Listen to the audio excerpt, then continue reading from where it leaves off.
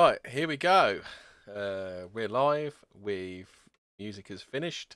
I think this might actually be a smooth start this time, and we're ready for some. Oh, and it's Happy Hallowicked for all you juggalos out there. Yes, happy spooky stuff. Happy All Hallows Eve. I should really get one of these starting messages ready, but I didn't have time. But yes, happy spooky stuff everywhere. Happy Spooky Ween. I think we've only got one watching at the moment. So tonight we're doing ghost stories. Zero's got a channel up and running now. Do you want to plug your channel? Is it zero Yeah, zero? Is it?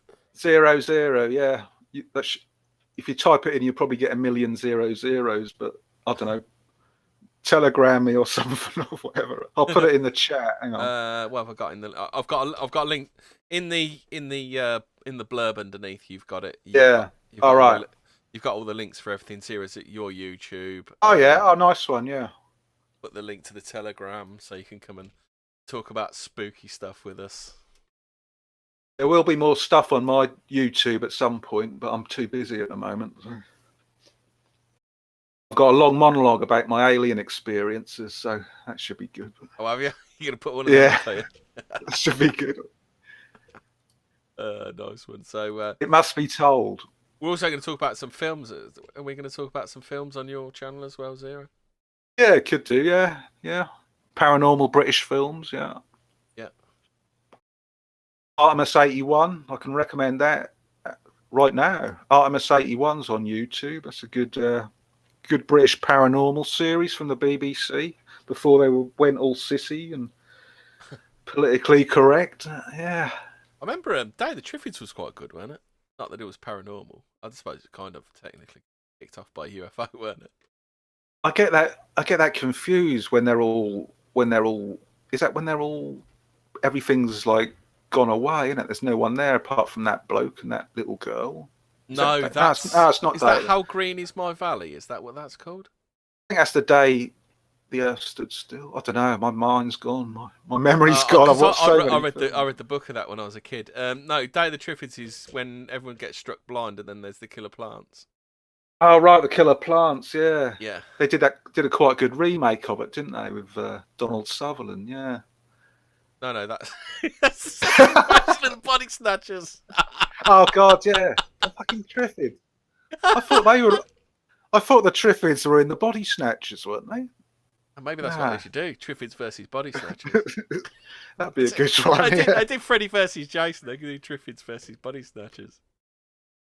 they're pretty slow moving, the old Triffids, though, aren't they? You get a Yeah. flamethrower on them, they'd be fucked. Oh, Yeah, so but to be fair, horrible. the other lot, Swear. they only stand there and point, don't they?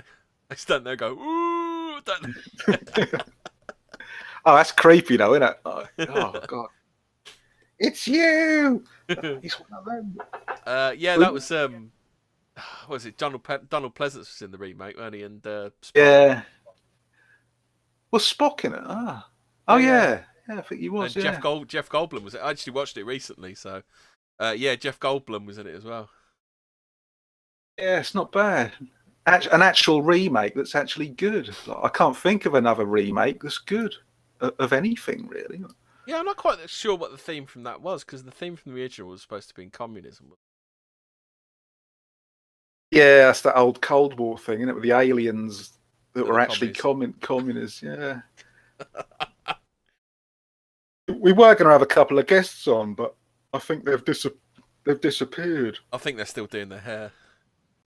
I wanted to ask Gop Nick that do they really paint a word on the top of the hospital? So in case people have out of the body experiences during an operation, they might see the big word painted on the roof. But apparently some hospitals do that. But Is that a theory, is it? I Well, there was think I'm that. sure I read Wasn't there? somewhere they Wasn't there do that it. experiment and they found the body lost weight when it died? Yeah, there's was it 9 ounces or something? Yeah, there's a book on it. Yeah, seems a bit iffy though. I don't know. It's possible though. Yeah. Yeah, it does. Does it?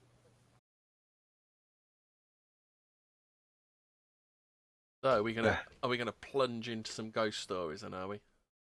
I was going to say about before we get to the stories. I was thinking about like ghosts. Like maybe some of these ghosts were like hoaxes because they had those magic lanterns, didn't they? Back in the when ghosts started to get popular, I was wondering if a lot of them were hoaxes by entrepreneurs with magic lanterns, sort of projecting ghosts on the fogs, the thick fogs that were around in those days. Well, a lot of really old ghost stories are done by smugglers, weren't they, to keep people away from the Yeah, area?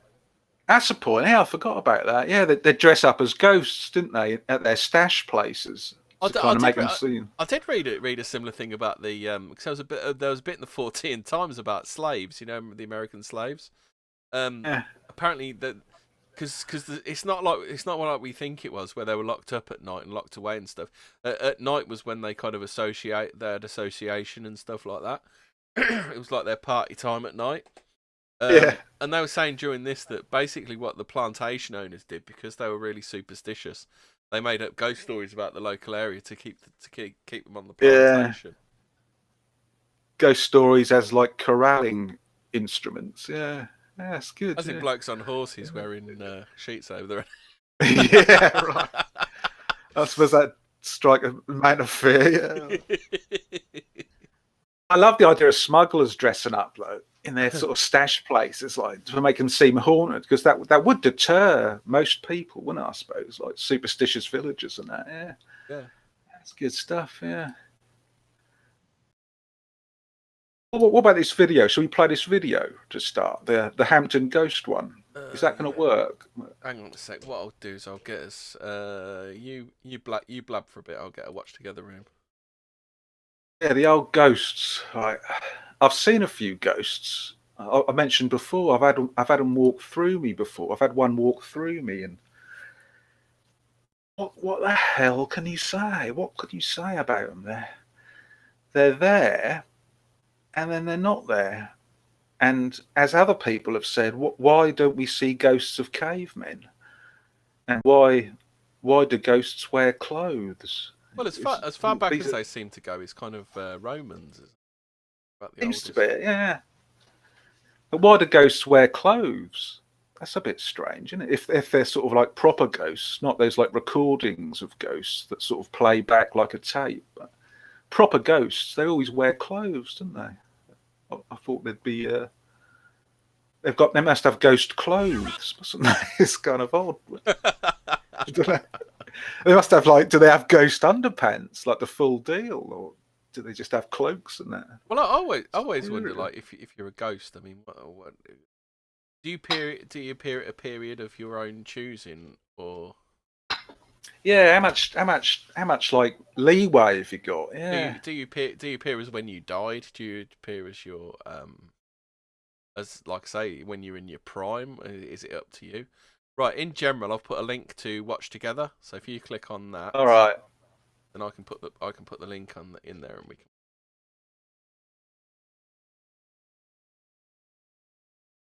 Well, I click on it. Yeah. Yeah. Oh no, I'm on the ghostly chicken. Hang on. Ghostly. Oh, I got it. Yeah. No. Oh. No, play it. I should be able to see it. I got the thing up. But Yeah, I've done it. But basically, what it is this starts at the same time, but then I can broadcast it out to the in general, all right. watch together. I can't bloody see it. The bottom of general I'm in there. Discord. Yeah. Watch together. Watch together. All right. I got it. I got it. Yeah. I got it. You're there. Right. Right. I've just got to set this up here.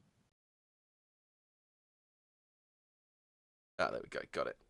Right then.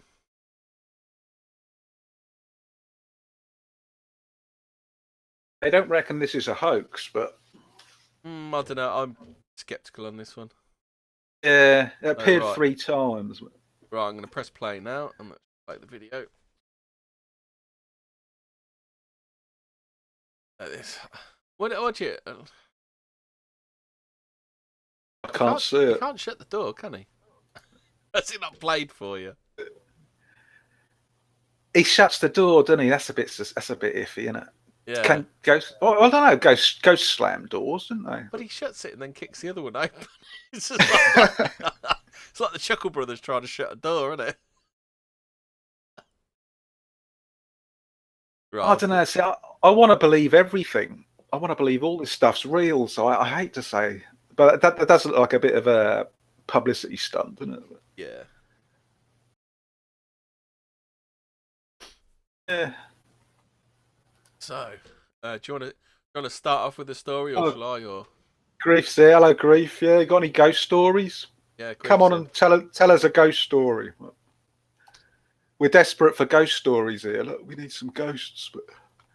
Oh, everyone's doing Nick Fuentes videos. I think. Oh right. Oh god. Yeah. Yeah, I think we're just talking to ourselves. Oh, we got 4 watchers now. Right. Magic lanterns. Yeah, I want to get a magic lantern. I'm gonna. Come on then, Grief. Tell us your spook stories.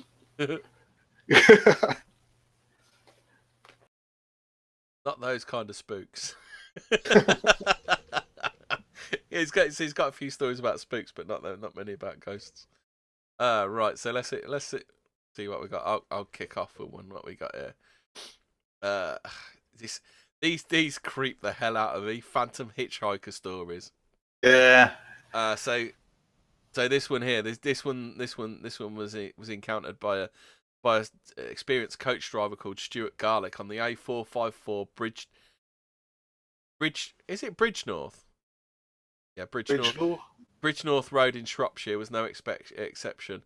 Following account, a strange incident is taken directly from his own interview with the witness at the time. Andrew Homer took this interview. So it was a particularly dark night in October 2000, nearly 20 years ago. Hold on, I am going to have to blow my nose. Shropshire's a creepy place. That's where the Order of Nine Angles have got their HQ, and a lot of UFOs and sheep mutilations are found in the Shropshire corridor. Yeah, creepy place. Oh, that's better. Oh, so Stuart. So Stuart recalls that he saw nothing untoward on that outward journey through the outskirts of Wombourne. Oh, excuse me. Stuart recalls that he saw nothing untoward on that outward journey through the outskirts of Wombourne and out towards along the Wolverhampton to Bridge North Road. Rather than park the coach and wait while his passengers had their night out, Stuart just decided to drive back to Gornal near Dudley for a coffee in the coach company office and return later for the passengers. Stuart started back the same way he'd come, and around 8:30 he was just passing the wheel at Warfield Public House on the Bridge North Road. Through the darkness, he could see a man in his headlights walking along the side of the road carrying a petrol can. Clearly, he had broken down somewhere, and Stuart pulled up to offer to help. The man gratefully got on the coach and sat down in front of the courier's seat. Although the main internal coach lights were off, as Stuart recalls, he was dressed as though he had come straight from the 60s or 70s revival night, which I thought was rather odd. He had a wide lapel shirt, bell-bottom trousers, and an ear-length George Best style of haircut. Just the sort of thing you would expect for a 60s or 70s disco night. The passenger explained he'd been making his way home from work along the road known locally as the Rabbit Run and had run out of petrol. He was very grateful that I should stop and give him a lift, recalled Stuart. We got to the island where you can go straight on for Wolverhampton, turn off left for Telford or right for Wombourne. There's a big pub, the Royal Oak, there on the corner. I asked him which way he was going, and as I said, I was only really killing time, and I said I'd drop him off his car. He did say the car was off towards Wombourne, parked on the verge. I'd got to go that anyway, so he proceeded towards Tinker's Castle, and sure enough, there on the right-hand side of the road, on the grass verge, was a rather nice-looking Triumph TR7 sports car. My passenger said it was the TR8, and that it was pretty rare. I thought it was a TR7, but he was adamant it was a TR8. He also said the car was a one-off and his absolute pride and joy. This was right on the crossroad at Tinker's Castle, so I pulled up more or less alongside the car, perhaps a little bit in front. He thanked me for giving him a lift and said it would have taken him ages to walk back there. He got off the coach, thanked me again, and walked across the windscreen in front of me, waved and disappeared out of sight.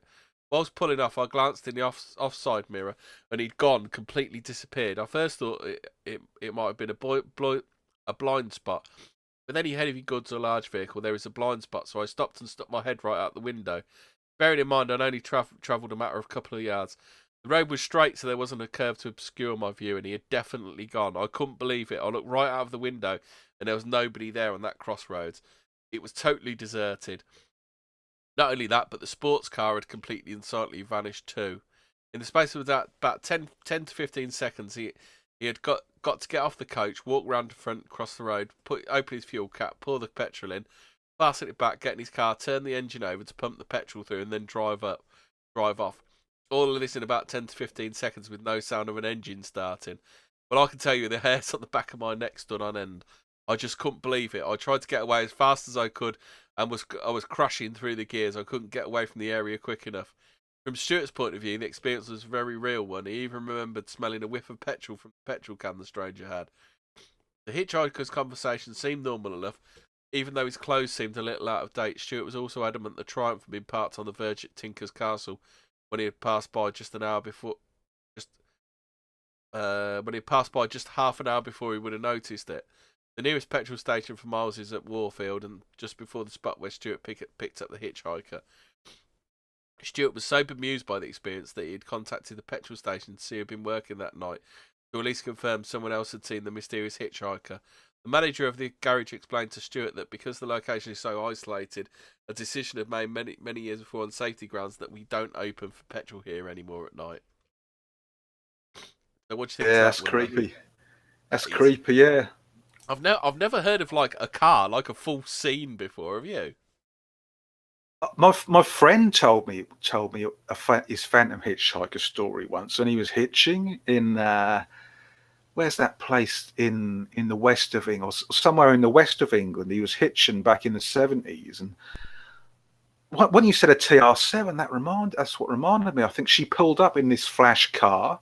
There was just a woman in the car, and she started talking like, "Do you want a lift?" and that. But she was really like sexy sort of thing, and she was saying like, "Yeah, come back to my place," you know. And he said like, God, he was so tempted, but something, his gut feeling said no, don't go with her.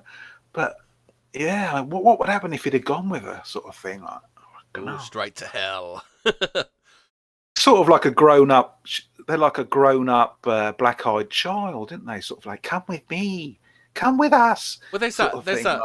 The famous the Phantom Hitchhiker, the one that sticks in my mind. I can't remember any of the facts about it, but the guy picks her up, and then she says, "Just pull over here." She pulls over. He pulls over by the cemetery, and she disappears. Yeah, that's like freaky super stuff, creepy. That is, isn't it? It is. I don't like the idea of like things disappearing like right in front of your eyes. No. It's like I think Phantom Hitchhikers are like one of the worst. Yeah, that's just total creepzoid stuff, isn't it? Like, yeah, God. In the chat, Alabaster says he's got some stories. Come on and tell us if you want. Is he on Discord? Alabaster, yeah, I think he is. Yeah. Anyway, it looks like we're picking up. We've got 5 now. I got a good one from my childhood. Like when in junior school, for some reason, the swimming pool was right next to our junior school, but we couldn't walk across the playing field to it, so we had to go along the road to it. And we did it. I think we did it like about twice a week. So there's a bunch of us kids like walking along the road to this swimming pool, and almost every time we walked past this particular house, like on the other side of the road, there was a woman sort of just standing there staring at us out of this like small square window, sort of like almost every time we walked past, and she never had an expression and never moved, and we called her the statue lady. And yeah, I think that was a ghost. Kind of like every time we walk past, there's like this woman staring at us through this window. Like, so we got like multiple apparitions with multiple witnesses for that one. And, yeah, just a bit creepy. Yeah. I can't. All right. I was listening to a podcast. Oh, go on then. Alabaster says he's got no mic. Yeah. I'll come on another time. Yeah. I Go on, was yeah. I was listening. I was listening to one the other day. I can't remember which podcast it was, but there was this story about the this kid. They slept in bunk beds because they were just kids.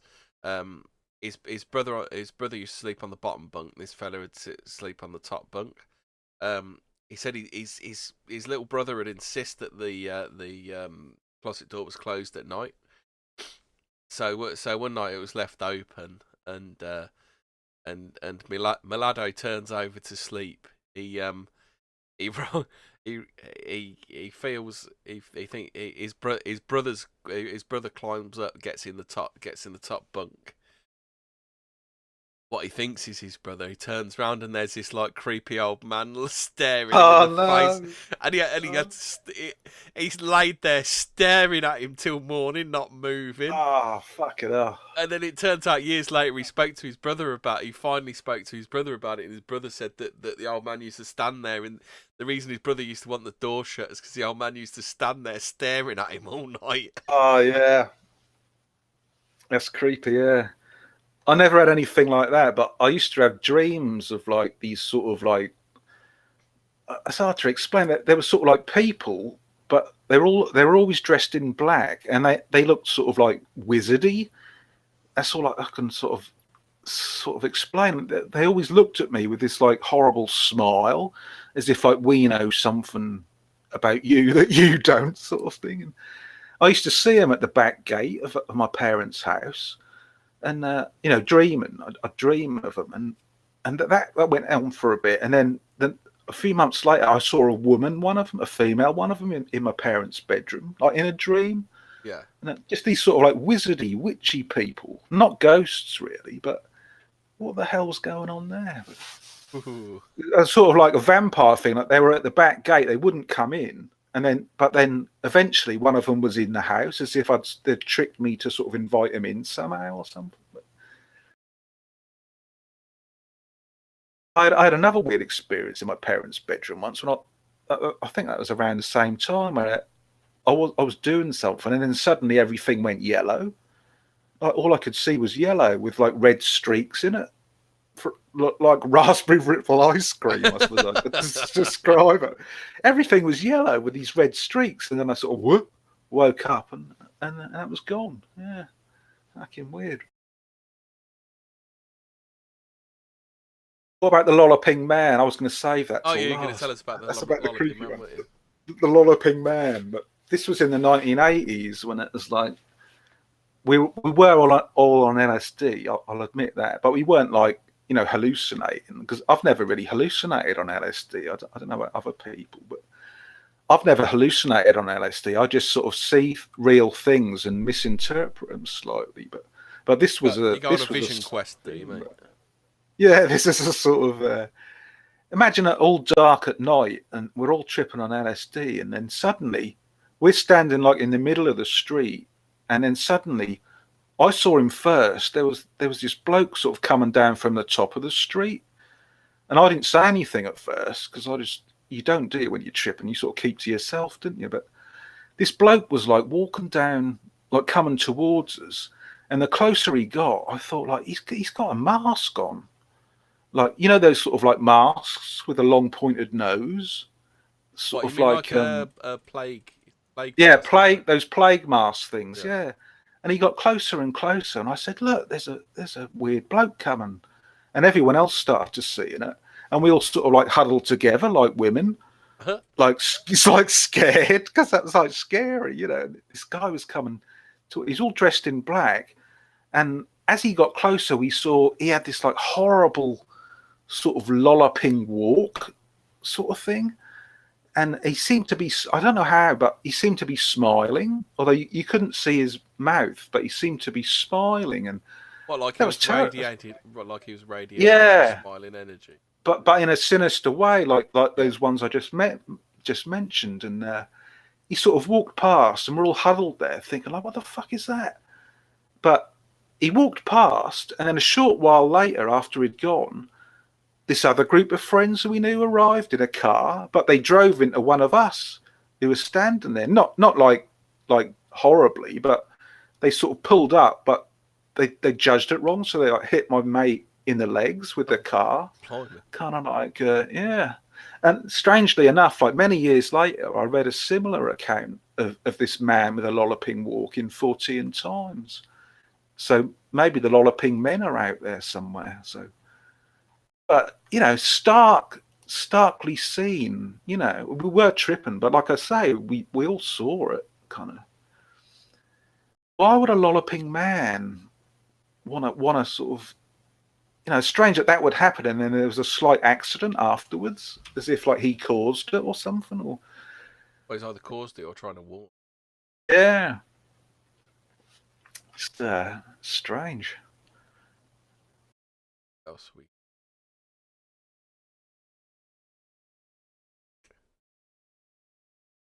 I got my haunted basement story, but I think I'm having trouble speaking at the moment. But I don't know. But I don't usually talk this much, so yeah, that's difficult. But Hold on. yeah, this is the spooky stream. Spooky. So do you know much about? Because is it Samhain tonight as well, which is the pagan festival? Supposed to be, isn't it? Yeah, I'm not too sure about all this stuff because it's all like intermixed, isn't it? Some people say it's Christian originally, and some people say it's pagan. I think it's got to be pagan, isn't it? It's the time of the year when the line between this world and the other world's thinnest, isn't it? And yeah. I suppose this is the time if you want to contact your ancestors. This is the night to do it, I suppose, isn't it? Well, a lot of the law and stuff. It's about confusing the spirits that are wandering about, isn't it? That's what the pumpkins are for and stuff like that, aren't they? Yeah, they ward them off or maybe attract them. I don't know. It's tricky, isn't it, with this paranormal stuff? Like, do the pumpkins scare them away, or do they say like, "Come on in, we're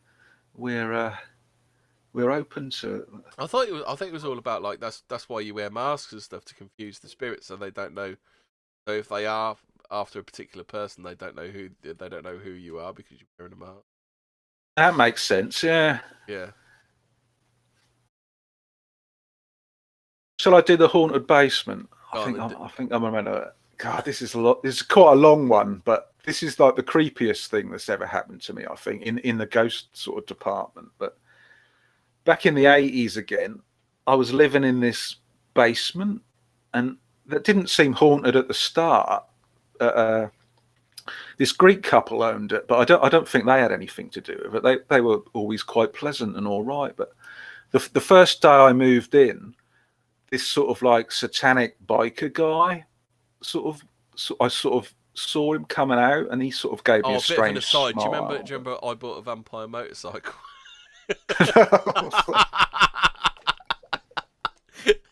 You got to tell us that one. What's that? Have you not seen that? It's a film from the like is it late 80s, early 90s? Got Neil Morrissey and Michael Elphick in it. I haven't heard of that. Yeah. Neil Morrissey buys a motorcycle that drinks blood, and one of the motorcycle's victims is Michael Elphick, and he appears in a dream as a turd and jumps in Neil Morrissey's mouth. Get out. What is this? Is this an 80s thing? I think I've missed so much. But... Oh, I'll have to tell you haunted basement stuff. Oh, right, yeah. The satanic biker, yeah. But all these people seem to be giving me strange smiles. Like these wizardy people I dreamt of, they were straight giving me a strange smile. The lolloping man sort of gave me a strange smile. And now this satanic biker was. But that was as if he knew something about the flat that I didn't, like maybe the former occupant or something. But after a while, everything felt wrong. Like in there, like I'd go for a nice walk in the sun and everything was happy and jolly. But as soon as I got back to this basement flat, I just felt horrible. You know, I just felt really horrible, like cold and clammy and sort of horror film creepy. And there was this rocking chair that came as part of the furnishings with this sort of horrible 1970s blue nylon cover on it. And I just couldn't sleep with that bloody rocking chair in the room. So I had to put it in the other room. and there was just this creepy vibe about it, and sort of I investigated it a bit. I pulled up the carpet one day, and there was loads of tiny spiders there, and I thought that was a bit odd. But as the weeks went on, I could suddenly, but this was before I really was into the occult or the paranormal and that. So I was just like everyone else, really. British people tend not to sort of want to believe in this stuff, but gradually I could just feel a presence there. And as these things do, that built up to a climax, and I suddenly started to vomit for no reason. I'd be completely normal, and suddenly I'd be wretched and vomiting for no reason. And a few days after that, one of my friends came round, and then he suddenly vomited for no reason. So I started to think, well, something really odd's going on here. And one night I was sort of thinking about all this, and I suddenly just knew that there was an old man's spirit there, an old man's ghost there, trying to sort of attach to me, as they say. And a few days after this, like a different friend came round slightly late at night, and he said, he came around the next day and he said, like, what the hell was going on the other night? And I sort of said, well, what? And he said, he knocked on my window, because there wasn't a bell, you had to knock on my window. And he said he came round and knocked on my window, and all of a sudden this old man appeared out of nowhere and started hassling him and shouting at him, and that nearly ended in a fight. But I didn't hear anything. So this was just building up and building up. And a few weeks later, another friend came round, and on the way home to his house, he was knocked off his motorbike and like broke his collarbone. So I was living in a haunted basement, you know. But it wasn't scary. That was just like uniquely depressing and horrible, sort of vampirized feeling. And that was sort of it, really. I moved out, and that was the end of it. I was going to say, what did you do about it? You just moved. Yeah, I just moved out. Just left it to someone else. That's nice of you. That's awfully civic-minded of you, Zero. I suppose I could have left a note, but that'd have been weird if I'd have left a note like, by the way, like, welcome to the flat, but there's like a horrible old man who's going to like vampirize you, like. So. But have a nice day, you know. Like, yeah. Dissident knows I've bought a vampire motorcycle. They're probably the second best horror movie made in Birmingham in the year. High praise indeed. Oh dear. What else have we got here in ghost stories? Hang on, what was the title of that? I bought a vampire motorcycle. I'll put the link to the wiki in general. All right. Yeah, this sounds like a good movie, because I bought a vampire motorcycle. It's a 1990 low-budget comedy horror about a motorcycle possessed by an evil spirit, set in a Birmingham suburb. Set in a Birmingham suburb. The film is about a man named Noddy, his girlfriend Kim, who operate a motorcycle courier business. One day, Noddy buys a classic motorbike, an 850cc Norton Commando, and restores it. That bike, however, is possessed by the evil spirit of a man who's being summoned by an occultist who was killed by a motorcycle gang. Whenever the spirit is overcome by a seeming bloodlust, the bike starts up, rides on its own, and kills people, particularly members of the Hells Angels. That's good. Sounds like that other film I can't remember, that 60s one when they all commit suicide on their motorbikes. Like, it's got Beryl Reid's in it. Beryl Reid. Yeah, the frog. I can't bloody remember it. What's it called? They've got like helmets with like skulls painted on it. Yeah. I can't search for it and talk at the same time. I can't do this multitasking stuff. But it's just like.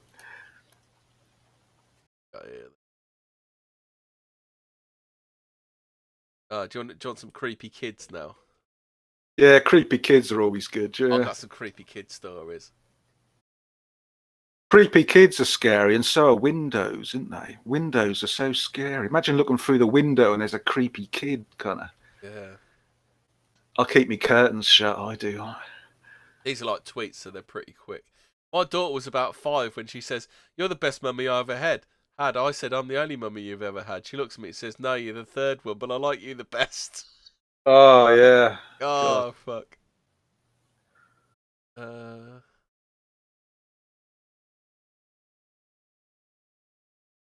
when my niece was 7, she asked us why we were keeping all the dead grandmas in the attic. Then she laughed. Fucking hell. Oh, that's horrible.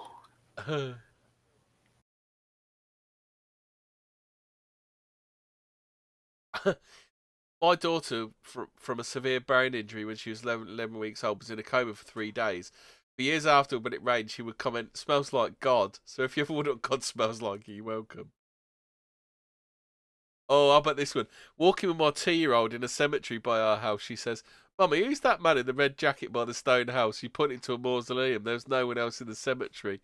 He's waving at me. She waved back. He's coming over to talk.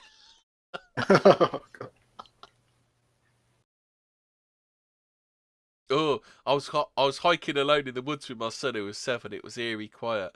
Out of nowhere, he says, "The woods demand a sacrifice."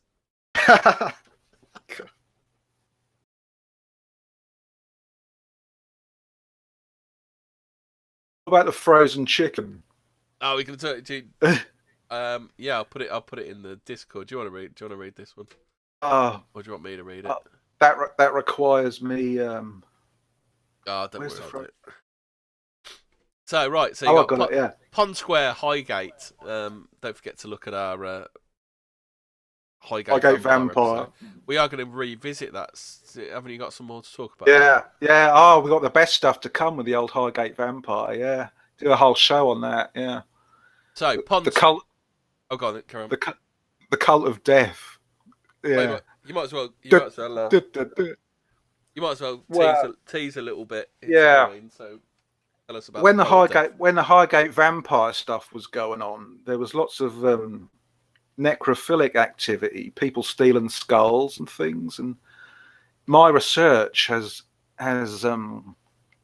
pointed to the fact of an organised group of sort of necrophiles in Great Britain doing strange stuff. And yeah, we'll have to get into that.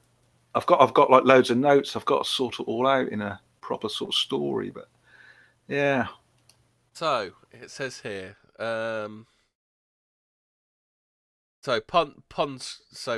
Pond Square in Highgate. So you got a rather unusual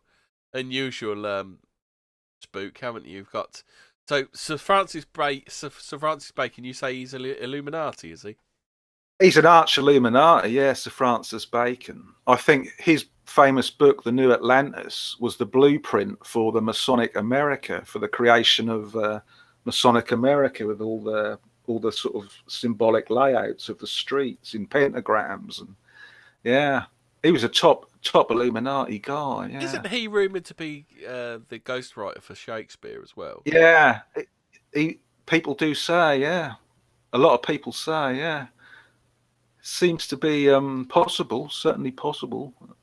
So anyway, so he also dabbled in scientific experiments. Does that mean scientific experiments, or does it mean occultic experiments? Is what I mean. Yeah, I think he's well into all that stuff. Well, Yeah, it says he was one of the first people to propagate the theory that refrigeration might be utilised as a means of preserving meat. So one bitterly cold morning in January 1626, whilst in the company of his good friend Dr. Winterbourne, Bacon decided to put his theory into test by purchasing a chicken from an old woman on Highgate Hill. Having slaughtered and plucked it, he stuffed its carcass with snow. By a twist of fate, Sir Francis Bacon caught a severe chill, and as the result of his experiment, he was taken to a nearby Arundel house where he was placed in a damp bed, and he died a short time afterwards. Ever since, there have been frequent reports of a phantom white bird resembling a plucked chicken that appears from nowhere to race around the square in frenzied circles, flapping its wings as it goes. that's terrifying. Uh, That really is terrifying. yeah, so 1943, Terence Long was crossing Pond Square late at night when he heard the sound of horses' hooves accompanied by the low rumble of carriage wheels. Suddenly, a loud raucous shriek split the silence, and the ghostly chicken appeared before him, proceeding to race frantically around before vanishing into thin air. That is Uh, absolutely. Oh, well, it was 60s. headless. What was that? Headless chicken? I don't I suppose it. know. I suppose it was if it was plucked. I don't All it know. says is it's half plucked, don't they? I was going to mention, like with ghosts, sometimes it's not what it seems. But I read a sort of like a really sad account once where this family was having like poltergeist activity with things being moved and thrown about, and of course they thought it was demons and that. But apparently they got this psychic investigator medium woman in, and this sort of supposedly evil demon, violent demon, that turned out to be the lost, lonely spirit of a little girl just trying to get attention and someone to play with. So things aren't always what they seem with ghosts and hauntings and that. Yeah, I watched it. I used to watch it. Do you remember there used to be a series on Discovery called A Haunting? Have you ever watched that?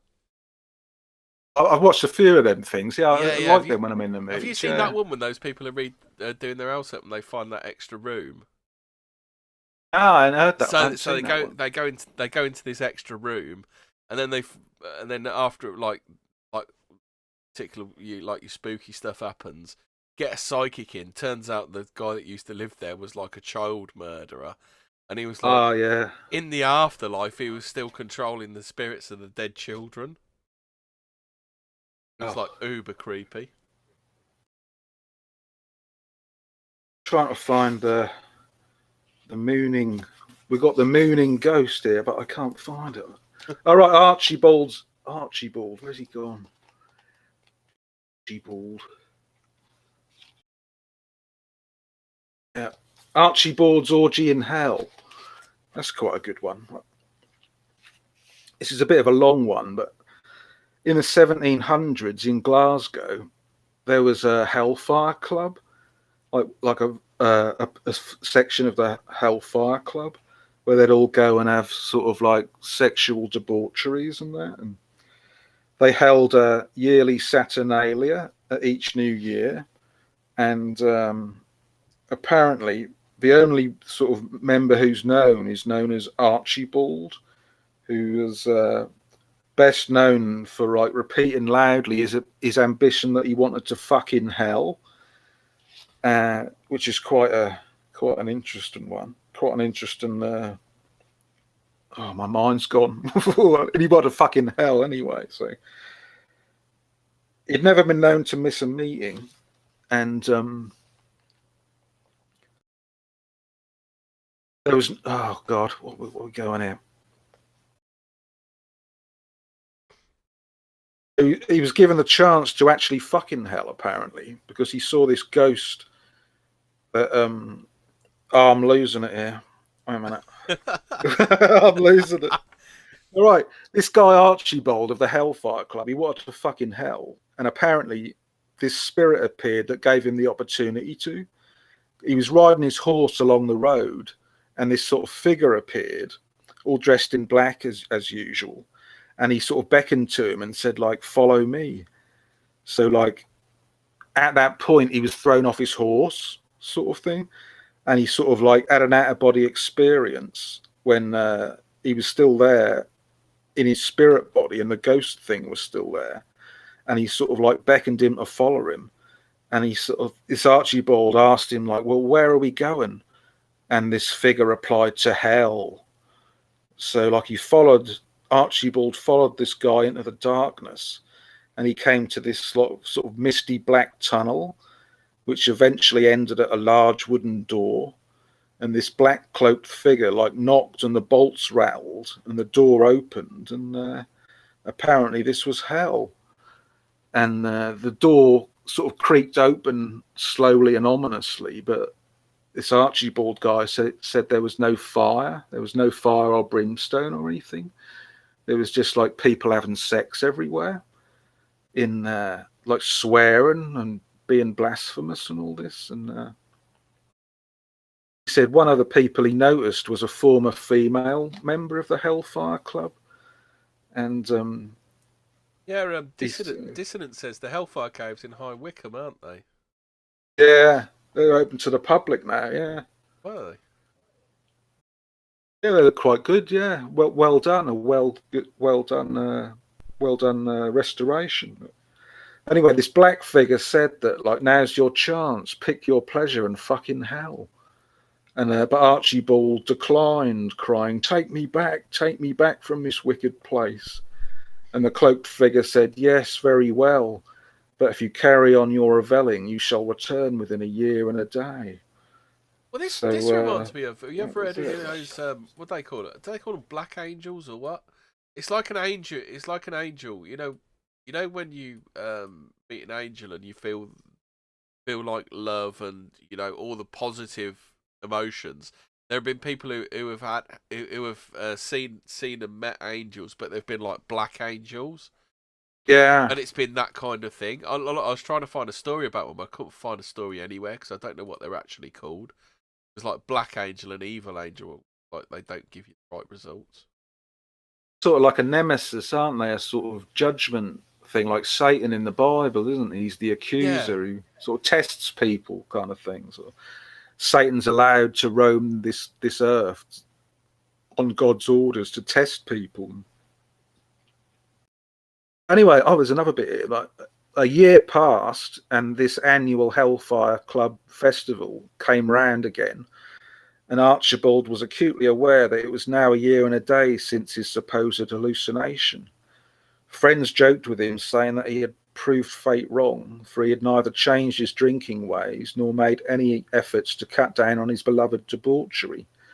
So Archibald's sitting there in this sort of sex party, and uh, as he got pisser and pisser, he could hardly stand.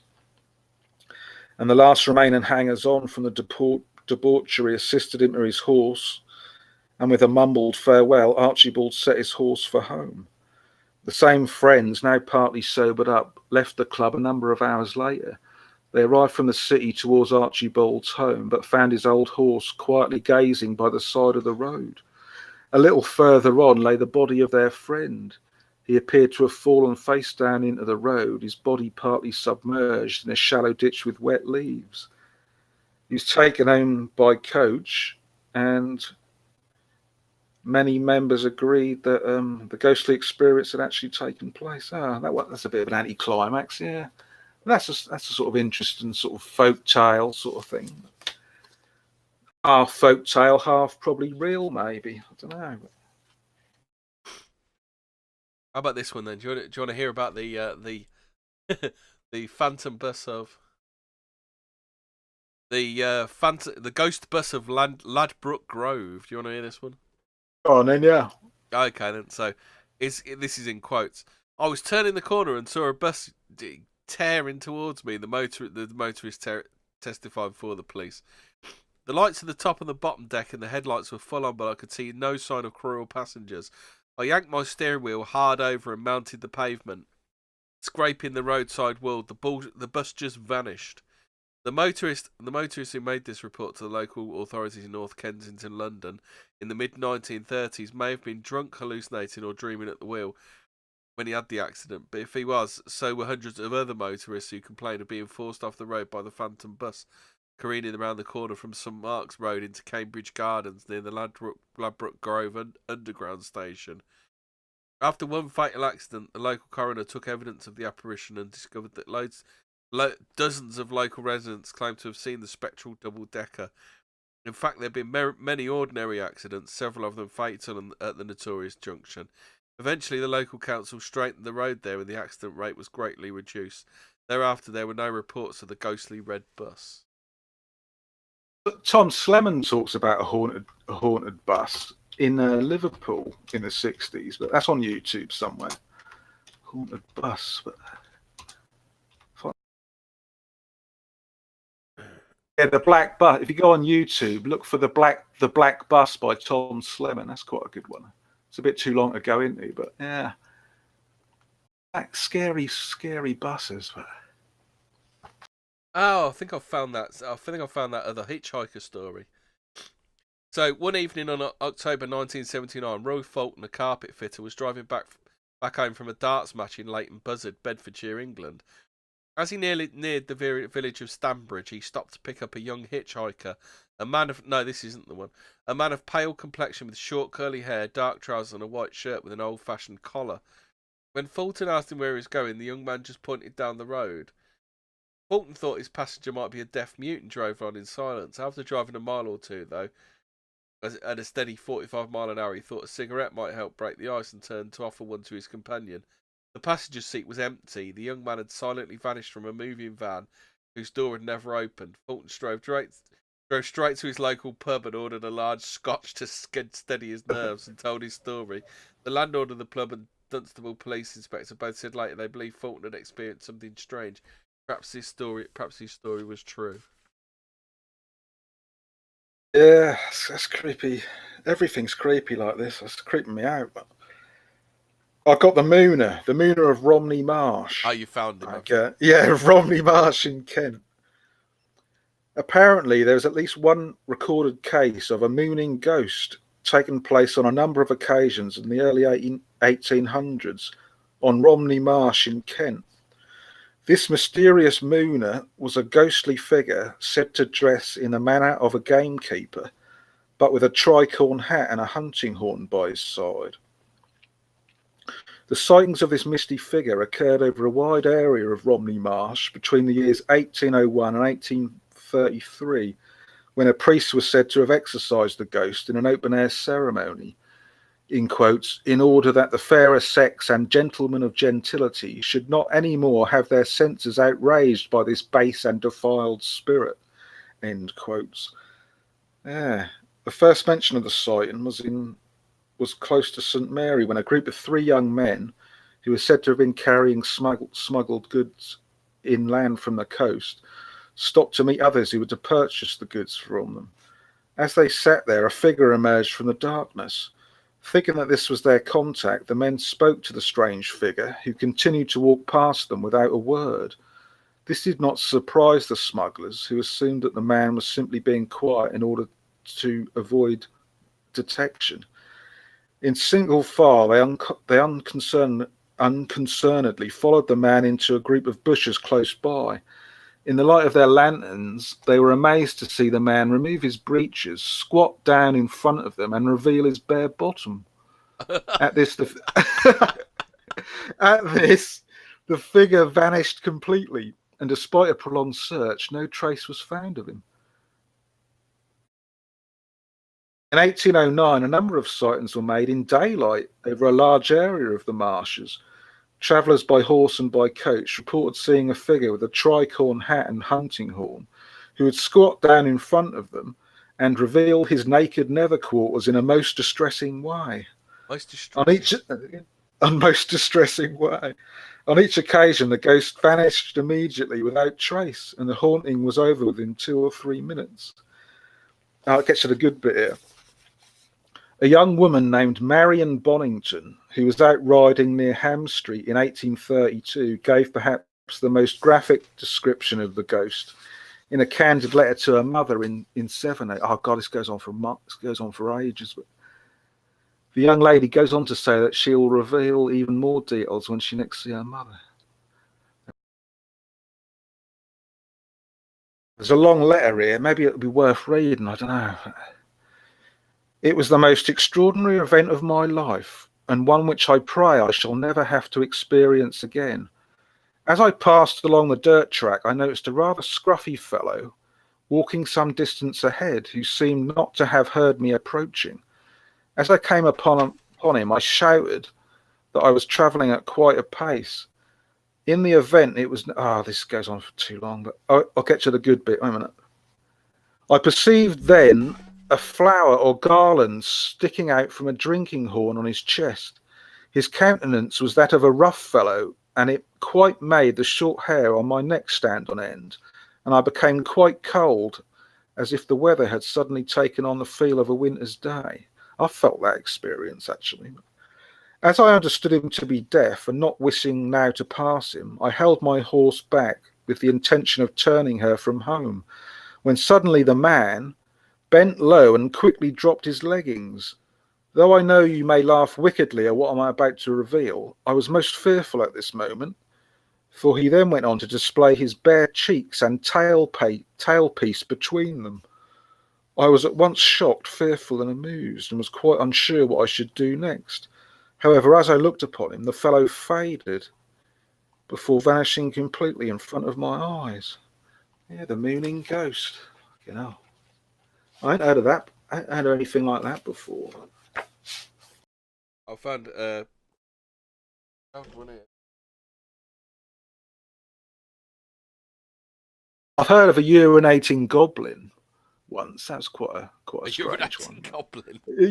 There's this apparently this goblin that sort of like the person who sees it, he walks underneath this ledge and then the goblin pisses on him. Yeah.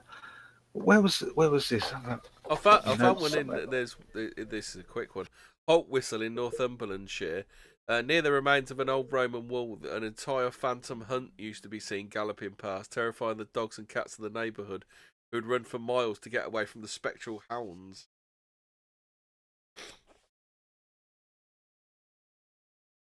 I've seen a few strange hounds. I remember push biking home once when I was really stoned, and suddenly this horrible little like terrier was like chasing after me on my bike, and I was saying like, "Go away, go away." And I sort of sped on a bit and looked behind, and it was gone, like a phantom annoying terrier.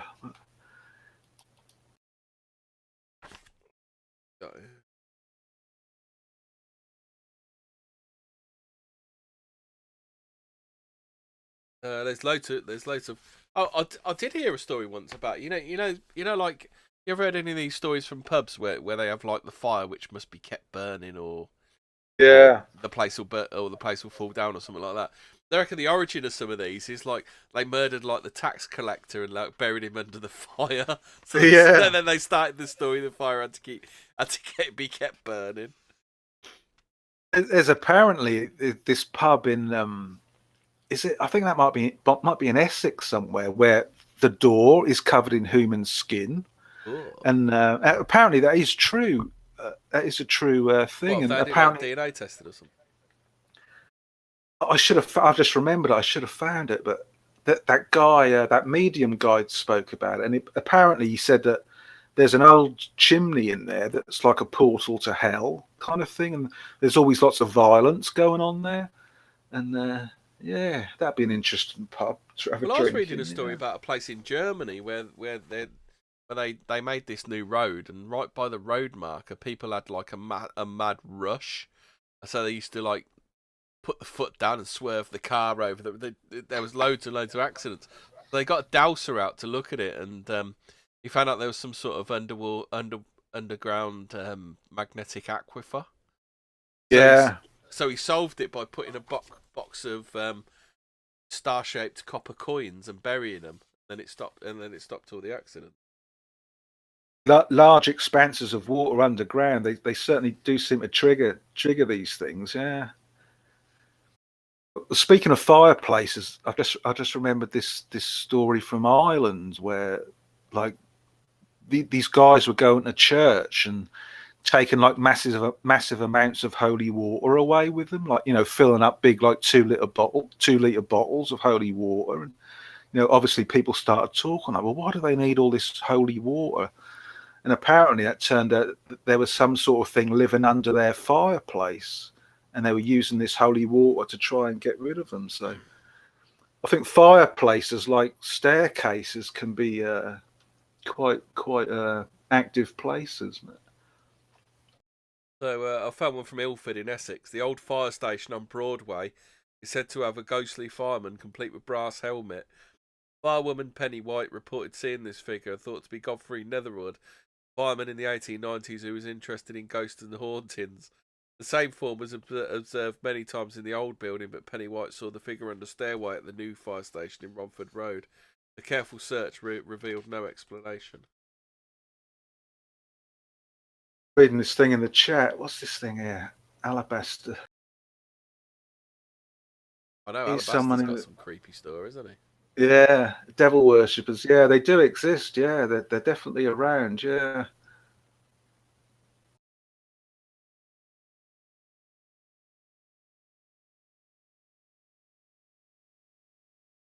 Ooh. Yeah, the rocking chair. I had that rocking chair in my haunted basement. Yeah, rocking chairs are so fucking scary. Yeah, God.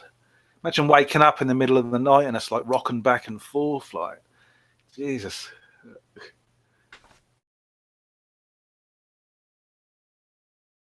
Found any more? I've sort of run. I've run out of them. I've just dug out a book, The A to Z of British Ghosts. So I'm flicking Yeah. through for short ones. I've got this long one. Yeah, it's just too long to read in that Dark Sacrament book. There's some really good ones in there, but can you shorten it a bit? I don't know. It's too long. It's like something seems to trigger it off, doesn't it? Like I'm more interested in like how do these things seem to happen? Like, is you get Mr. and Mrs. Normal, they suddenly get this new council flat and they move in, and the next minute they're sitting on the curb, sort of too scared to go back in. And I read this really weird one like that when like Mr. and Mrs. Normal moves into their new council flat. Yeah, the Enfield hauntings like that because they were like a normal family, weren't they? But this guy said he saw, like when it got like really bad, he saw the skeleton of a baby like crawling around in circles on the living room floor. Jesus Christ! And like that's enough to freak anyone out, isn't it? Oh. And they get the priest in. Did you know the Bank of England? You know the Bank of England. Are you going to go on then? No, go on. I was just going to say they get the priest in, and that he makes it worse, doesn't he? And that just gets even worse. Yeah, because the other thing of what you always see in a haunting is like they get someone in, they do smudging, and that just really pisses the spirit off. Yeah, it's just sort of like...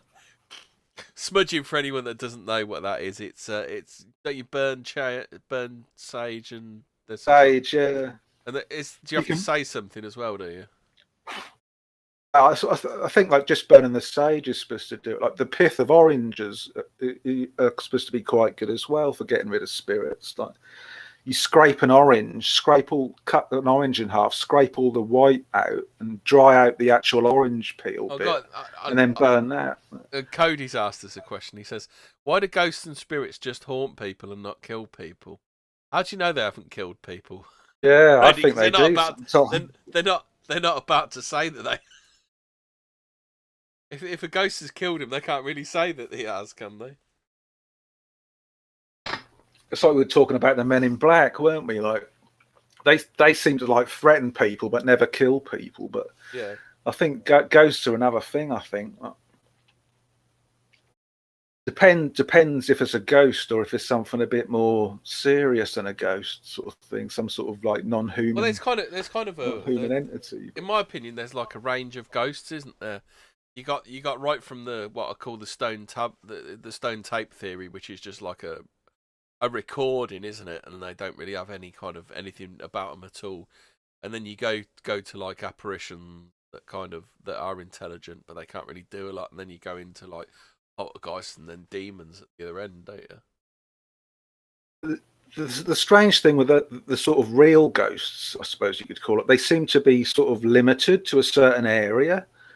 Like it's as if they're sort of allocated an area where they're allowed to haunt and do what they want, but they don't seem to go out of that specific area. That's kind of curious, as if they've got unfinished business somehow. But unless it's what makes them kind of keeps them limited to that spot. If you know what I mean, that's where their power is. Maybe it dissipates the further away. Yeah, as if there's some kind of something there. Yeah. But strange. I'm fascinated by these sort of council house hauntings. Like, why would a council house, like often a new build sort of council house, like next door neighbours is perfectly fine. There's nothing going on, but you know the house next door is just like everything goes crazy. But I'm interested in the corners of rooms, like. People have been talking about corners of rooms just lately, that like ghosts are often seen in the corners of rooms.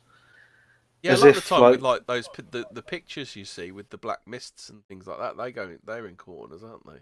Yeah, because I suppose people don't usually go in corners of rooms, do they? So they don't disturb the space. So I suppose a ghost would happily live there because no one really goes in the corner of the room, do they? Because dunces were made to stand in the corner, weren't they, with like a conical hat on, the conical dunce's hat, as if like when you stand in the corner of the room, you're sort of like in touch with maybe a higher sort of intelligence that could maybe make the dunce more intelligent or something. But, the dunce's hat is yeah. also the gnome's hat, isn't it? Which is kind of weird. And the witch's hat, yeah. Yeah. But why were they made to stand in the corner of the room, as if that the teacher sort of somehow subconsciously knew that that's maybe where you can contact a higher being or a higher self kind of thing? Oh, I found one about Peter Cook. It says an early Georgian terraced house formerly occupied by television personality Peter Cook and his wife Wendy, and small daughters Lucy and Daisy is reputed to be haunted by the ghost of H.G. Wells. The ghost of the great visionary novelist and sociologist who used to live at the house has been seen and heard walking around in what became known as the nursery wing. That's in Primrose Hill in London. Yeah, so people are asking in the chat, have we ever done a Ouija board? I think we mentioned it on a previous show, didn't we? We're not Ouija board doers. Nah, we're anti-Ouija, yeah.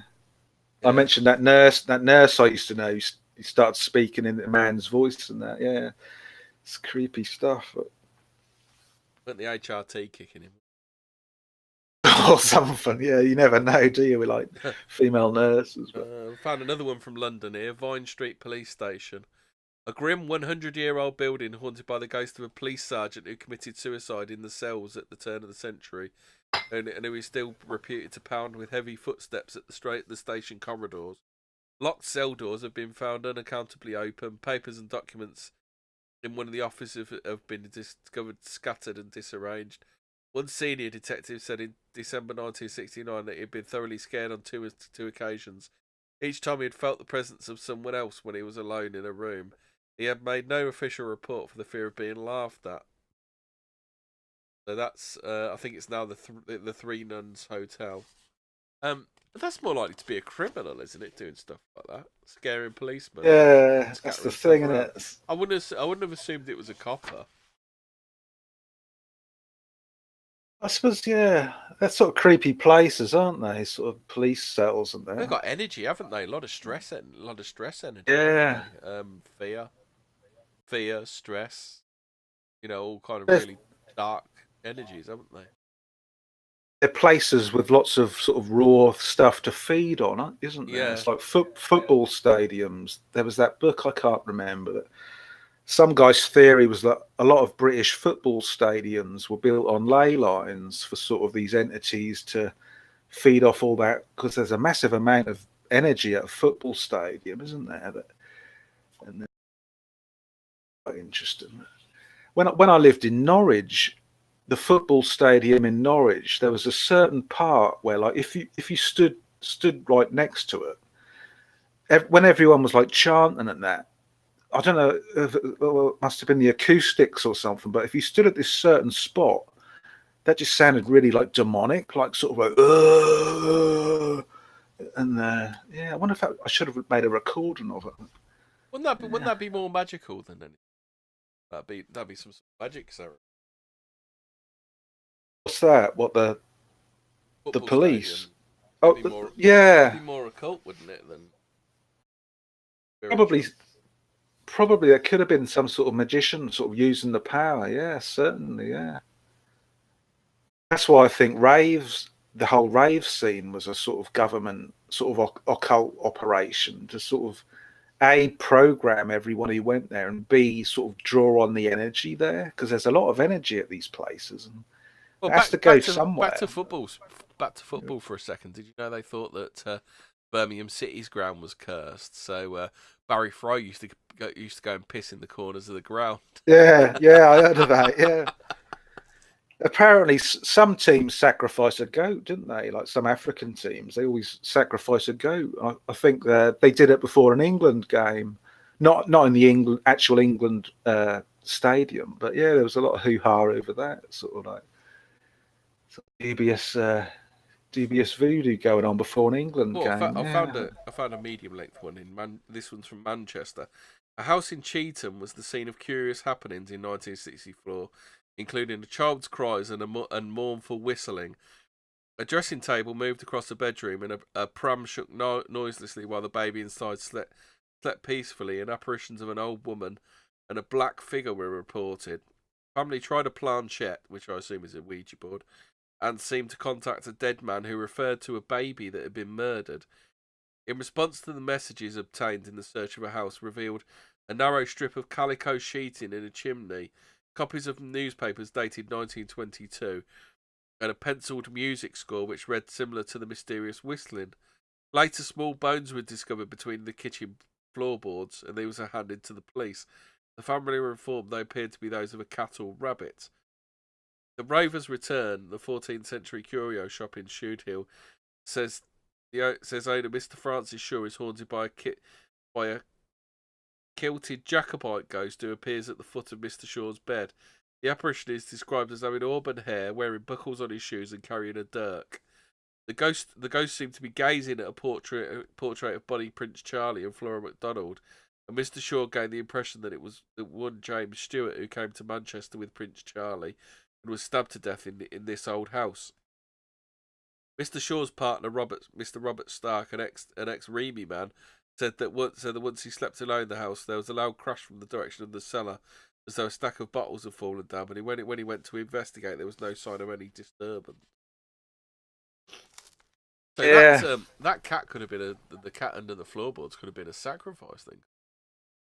I think that there's probably some sort of like occult or magical sort of law with all this stuff. Like maybe I think there's something to do with the angle, like the corners of rooms and the angles of rooms, and maybe sacrifices where that sort of like attracts ghosts somehow. Like because apparently people or entities on the other side. If they've been attracted by that kind of stuff, they're not necessarily ghosts, are they? They just appear as ghosts, wouldn't they?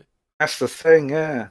Because I suppose if you were a demon, or a demon wouldn't want to appear as a demon, because that's too sort of like obvious, isn't it? But if they appear as ghosts, that's sort of like acceptable, isn't it? They know people are a bit more open to ghosts, don't they, than they are demons. So you would, because people say a lot of these demons they appear as child ghosts, don't they? Yeah, because I've read that denizens or entities on other dimensions, they see our world kind of geometrically as sort of geometrical shapes. So I think that's why they appear in the corners of rooms, because there's quite a. Now I think about it, a corner of a room is quite strange, isn't it? Because if you look at the top part of the corner of a room, you could sort of fit a pyramid in the very top corner, couldn't you? If you like extended the sort of angles out, you could fit a perfect pyramid in the corner of the room, unless I'm thinking about it wrong. No, you couldn't you? Because there's three sides. Speaking of that kind of stuff, and but bit more Illuminati, I saw an advert the other day for pet photography, and what you've got a cat sat on top of a pyramid, but the capstones have been taken out the top of the pyramid. You know, like the Illuminati symbol on the dollar. Yeah, I thought that was really, really occultic. Because they like pyramids, don't they? The Illuminati. They seem to like pyramids, and, especially with the tops cut off, don't they? I wonder what's in the top part that they want to. Yeah, what's the eye? Yeah, because a pyramid does fit in the top corner or the bottom corner of a room. Yeah. Because H.P.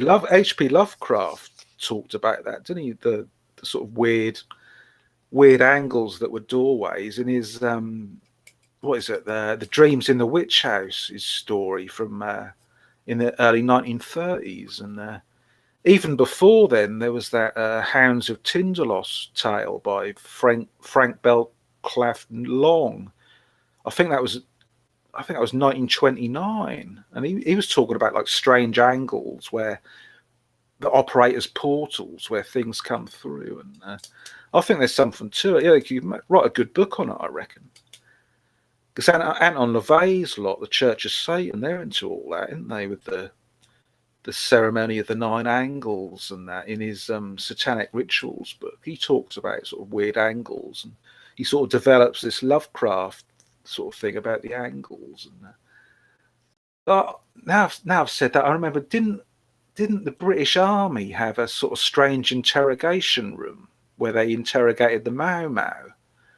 I forget what it was called. It's called a something room, where, you know, that room where like sort of like weird angles where like you walk towards the end, but things get bigger.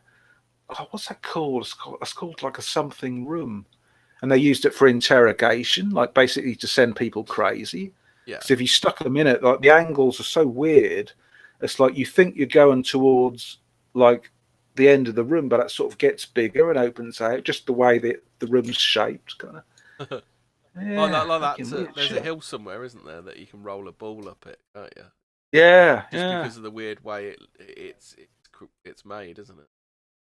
I think there's a whole sort of strand of occult lore there. I wonder if anyone's ever got into it or wrote a book about it. But that's fascinating stuff. Because you see these demon sigils. Demon sigils, they're never sort of, well, they're not really curved, are they? They're always like angular, very angular, aren't they? These sigils of demons. And I think that's just how they interact with this world, I think.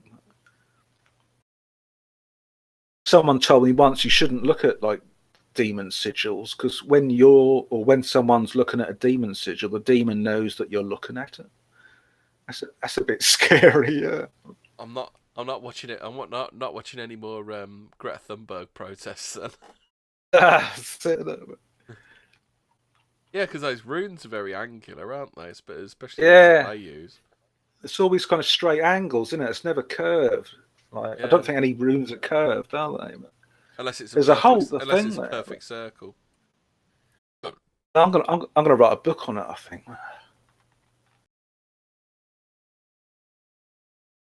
So, have we got any more ghost stories? I think I'm ghosted out. Ghosted out, spooked out. I think we got a good old session there. I think of the old ghosts. Spooked a few people. I think Alabaster has spooked a few people out in this chat as well. Yeah, I look forward to reading that. Yeah, I haven't been following it. Yeah, I'll read that. Yeah, by me. Yeah, he sounds like he's had a pretty exciting childhood. Right, so that's us done. Like and subscribe to us. Like and subscribe to Zero's channel, because at some point we'll be putting some film reviews up and stuff like that. Are we going to do the second part of Political Sorcery next week? The best bit. Like, the bit, yeah. Because my co-host on Dope Movies and Shows, Natsock, he said you blue-balled him last week. Yeah. we got the best stuff to come with all that. Yeah, just don't mention the Chi-Coms, otherwise your internet will go again. Yeah.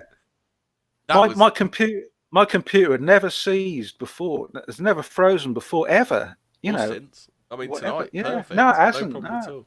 Yeah. Yeah, it's interesting, yeah. Carry on. I'll say, interestingly, before we did that show, on the bus on the way home, like, I sort of nearly had a fight. Sort of like, I opened the window on the bus, and then this guy got on and sort of shut the window without asking me, like, can I shut the window, mate? And that was a bit odd. And there was a wasp in the bus as well, sort of like harassing me, well, slightly harassing me. So, yeah, it's curious, but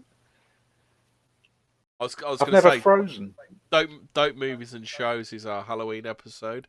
So you've got a triple of The Wicker Man, Midsummer, and quite a hard film to get hold of, Darklands, which me and you will probably do a review of as well. Oh, yeah, I look forward to watching that, yeah. The British Wicker Man, or another Wicker Man, yeah. Yeah. Another British. Well, I suppose it's the Welsh Wicker Man. Yeah, great, yeah. Oh dear. Hold on. I'm about to have a sneeze. About to have a sneezing trip. Right then. Good night all. Remember, this is the time that the veil is thinnest. You want to try and scare people before we go? Zero? Just keep it spooky. Keep it spooky, but keep your powder dry. Yeah. Always have some salt with you. Does salt work? Does it? Yeah. Zero. Salt's good, yeah. Right. And don't stand in the corner too long. Good night, all.